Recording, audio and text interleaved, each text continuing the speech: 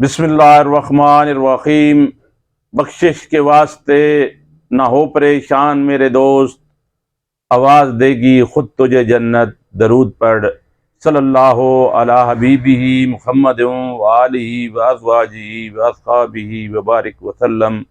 मैं हूँ डॉक्टर गुलाम Mustafa, Medina homeopathic clinic, हबीब plaza, नज़्म मीज़ान बैंक, अटक सिटी। आप देख रहे हैं हमारा YouTube channel doctor GM Madina homoeo clinic.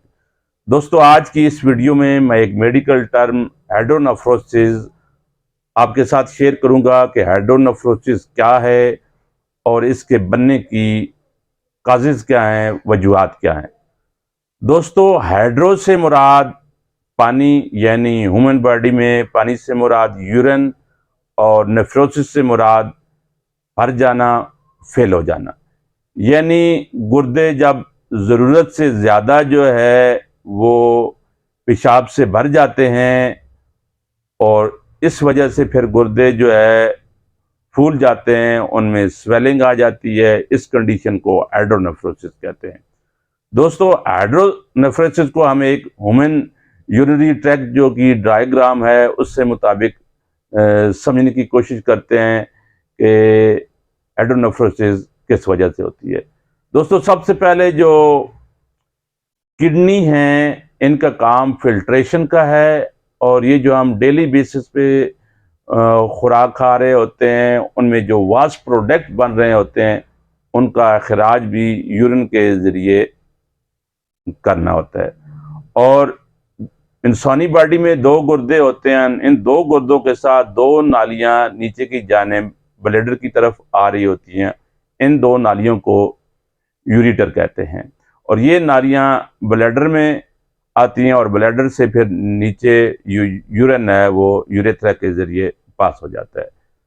दोस्तों, इन नालियों में जब कोई ऑब्स्ट्रक्शन होती है, जब कोई ब्लॉकेज होती है, या ये जो नालियां स्ट्रिक्ट हो जाती हैं, ज़्यादा फैल जाती हैं, या ज़्यादा इनमें कोई सिकुड़ाव आ जाता है, तो फिर यूरिन नीचे की जानिब ब्लैडर में नहीं पहुंच पाता, और जब यूरिन ब्लैडर में नहीं पहुंच पाता तो ये ऊपर की जानिब गुर्दे में वापस होना शुरू हो जाता है, और हद से ज़्यादा गुर्दे में पेशाब जब डिपॉजिट हो जाता है तो फिर गुर्दे फूल जाते हैं और ये हाइड्रोनेफ्रोसिस का बायस बनते हैं।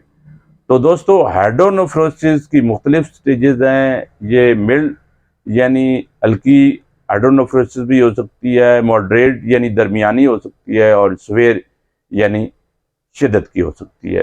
तो दोस्तों, हाइड्रोनेफ्रोसिस अगर आप एब्डोमेन किडनी अल्ट्रासाउंड करवाते हैं और उसमें अगर हाइड्रोनेफ्रोसिस आपकी जो है ये टर्म लिखी हुई होती है तो आप इसको लाइट ना लें। हाइड्रोनेफ्रोसिस कोशिश करें कि जल्द से जल्द अपने नज़दीकी फिजिशियन से कांटेक्ट करें, ताकि वो आपकी कंडीशन को देखते हुए आपकी बेहतरीन आपको गाइड करके आपकी ट्रीटमेंट कर सके, क्योंकि हाइड्रोनेफ्रोसिस बाद में किडनी डैमेज के बायस बन सकती है। तो दोस्तों, अब हम उन काजेज को देखते हैं, उन वजूहात को देखते हैं, ये किस वजह से जो है वो हाइड्रोनेफ्रोसिस होती है, वो कौन कौन सी वजूहात है। तो सबसे पहले जो काज है वो किडनी स्टोन हो सकते हैं। यानी जब गुर्दे में कोई स्टोन बनते हैं, कोई पथरियाँ बनती हैं, कोई कैलकोलीज बनती हैं, तो यो जब मूव करती हैं और रास्ते में अगर यूरेटर, ये जो पेशाब की नाली होती है उसमें ऑब्स्ट्रक्ट करती हैं, ब्लॉक करती हैं उसको, तो फिर ये जो है हाइड्रोनेफ्रोसिस का बायस बनती हैं। इसके अलावा अगर कोई जेनेटिक रीज़न है, कोई मरूसी मर्ज है हाइड्रोनेफ्रोसिस का, तो फिर उस वजह से भी ये हो सकता है। इसके अलावा दोस्तों, अगर मेल में प्रोस्टेट इनलार्ज हो जाता है तो उस वजह से हो सकती हैं, या यूरिनरी ट्रैक्ट में कोई ऑब्स्ट्रक्शन आ जाए, कोई ब्लॉकेज आ जाए, उस वजह से हो सकती हैं।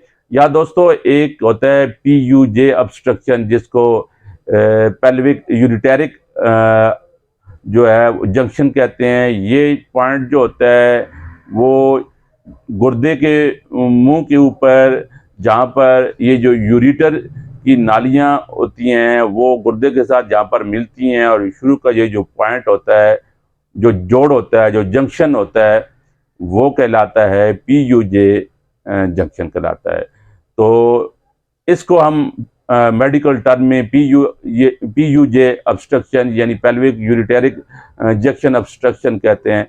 और इस वजह से भी जब यूरिन नीचे की जानिब फ्लो नहीं करता तो फिर पॉइंट इस पॉइंट की वजह से जो है वो हाइड्रोनेफ्रोसिस बन सकती है। इसके अलावा दोस्तों एक और होती है जिसको हम रिफ्लेक्स जिसको कहते हैं VUR रिफ्लेक्स, यानी जिसको हम विसाइको यूरिटेरिक रिफ्लेक्स कहते हैं। विसाइको से मुराद यहाँ पर आपके ये लें कि ये जो आपका नीचे यूरेटर की जो यहाँ पर जो नाली होती है, जहाँ पर ब्लैडर से जो रिवर्स होकर, यानी यहाँ पर ब्लैडर से ऊपर ये जो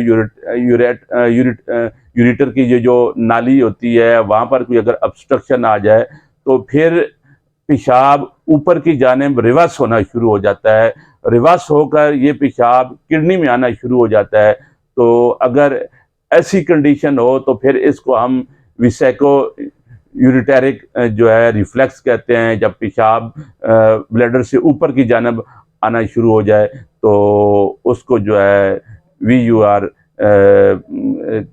कहा जाता है। तो दोस्तों इसके अलावा इसकी जो काज है वो यूरिनरी ट्रैक्ट में कोई इन्फेक्शन हो सकती है। उसके अलावा जो यूरेटर है उसमें कोई ट्यूमर हो सकता है।